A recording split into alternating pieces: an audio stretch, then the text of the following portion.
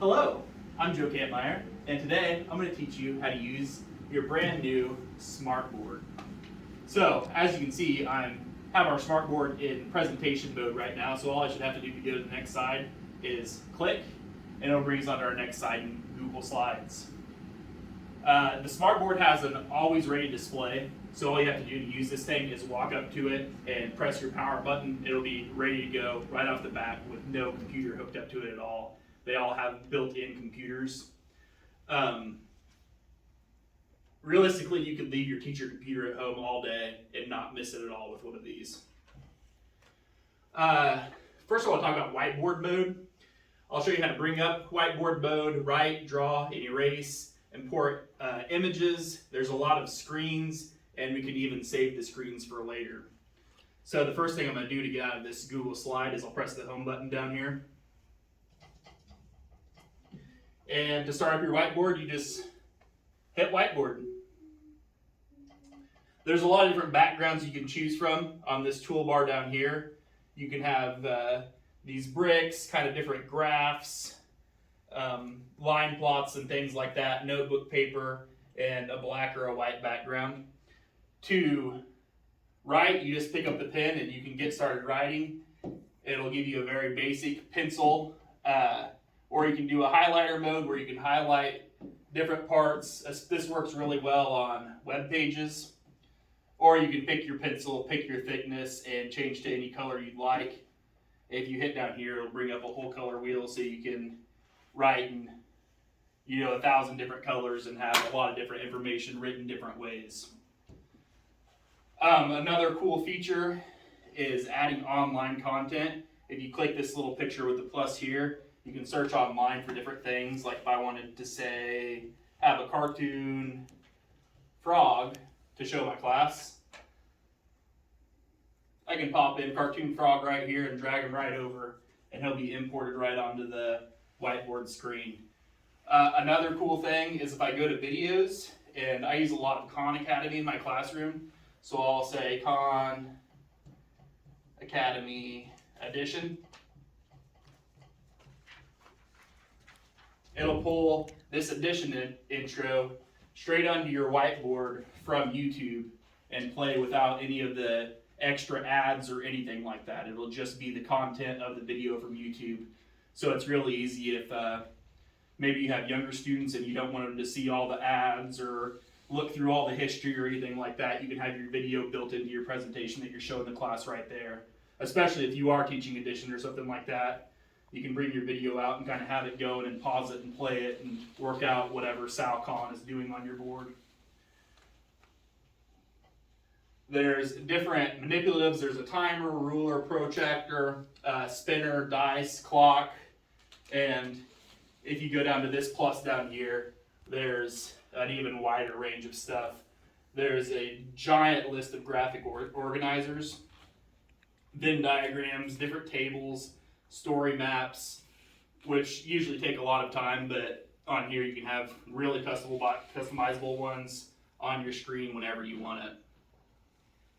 Another cool feature is all the manipulatives it comes with. Coins, Euro coins, a calendar, fraction tiles are really neat. I have a lot of students that will come up and use the fraction tiles when we reach that in the curriculum.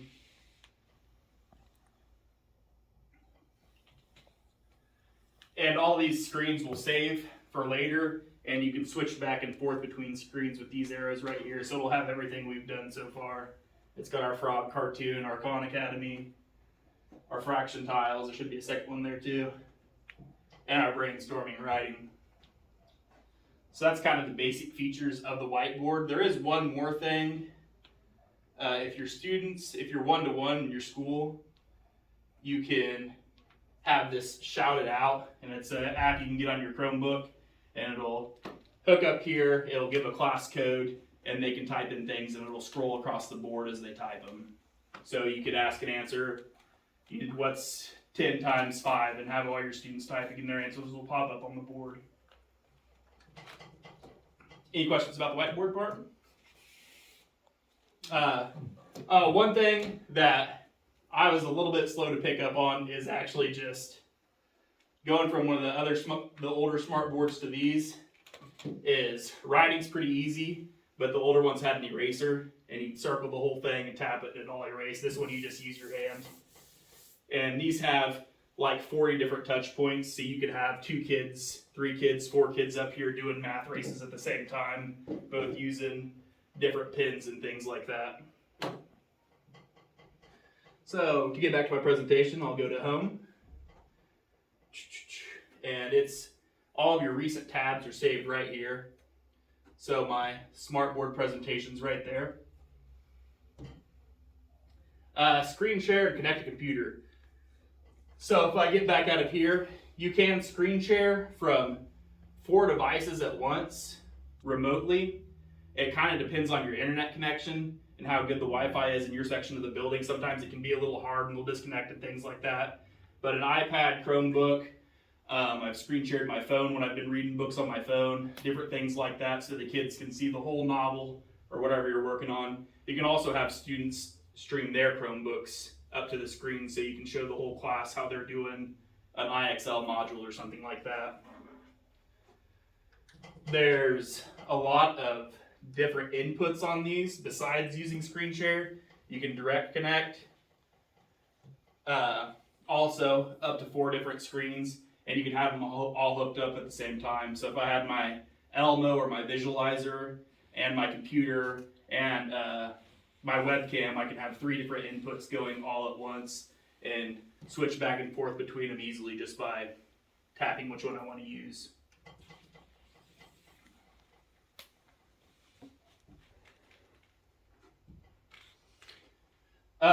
Interacting with your browser, which is actually where this is taking place. It's a Google app built in, but it takes you to a web browser. The cool thing about the browser on these smart boards is, let's say I go to, we'll just go to Khan Academy.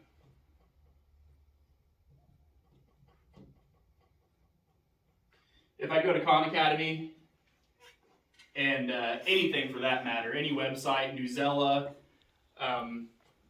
anything like that, whatever screen I have on, it'll take a screenshot and I can write on that screen, highlight things, and when I'm done, I come up and click this X, and I can either save that in the files library so that we can go back to it anytime. If a student missed, I can upload it to the smart notebook, or you can just discard it if you feel that it doesn't warrant being saved. There's some really neat apps that will help you out a lot with this, and you find all those down here in the apps box. So it's got some basic stuff. The player will save all your notes, the gallery will save pictures, your web browser, YouTube, music, and camera, and you can add quite a few apps through here. They have an entire Android suite because this runs on an Android operating system. Smart support, all different things from Smart for their products. The entire Microsoft suite of apps and the entire Google suite of apps as well. And you just click the little plus, it will add them straight to the board. Most of them redirect you to a website, but it's a little bit quicker to get to it if you're using the apps.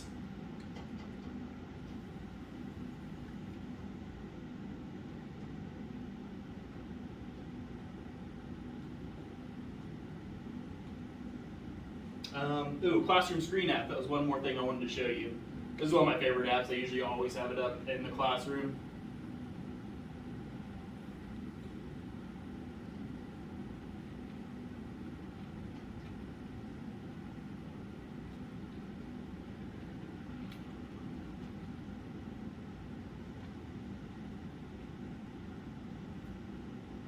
So it'll have some type of picture of the day. You can set it to different things. Different art pieces or locations. It's a good way to start the day and talk to kids about different things. And then it has a bunch of different tools. It's got a random name picker, so you can pick a random name out of your class. It has dice, a sound level meter if you're trying to keep the class quiet, different media you can hook in, webcams, YouTube, things like that. It has a draw feature, which you can already do that just built into the smart board. Traffic lights for sound, a timer, stopwatch, clock, and you can have several of these widgets up all at once. So it's kind of like a desktop for your whole classroom.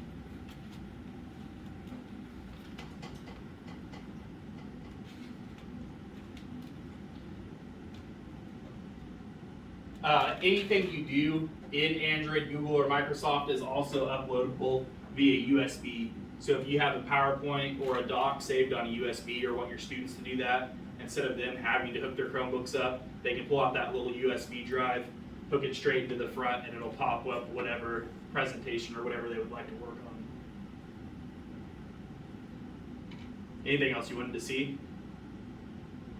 No, that was good. Any questions? What's up? What would you recommend to use for cleaning your smart board? I use a regular, it actually comes with a screen cleaner, but when I was looking on smart.com, I believe they said that the Lysol wipes would be fine if I remember right. That's what I've been doing all year and haven't had any delamination problems or anything with it. And just the nature of the screen, it will show fingerprints quite a bit, especially if you look at it with the screen off and you have 14 different kids interacting with it every day. I have a question. What's your question? Chicken. All right. And how do you upload your students' names in there? Like at that first, second, third hour? Is there an easy way? You'd have to go through a different app. I'd use Class Dojo for younger kids and probably Classcraft for older kids, which I can show you on our next training if you'd like. Yeah, that'd be great. Awesome. Well, thank you for coming. I'll upload this to the Google Drive so you guys can access this training at any time.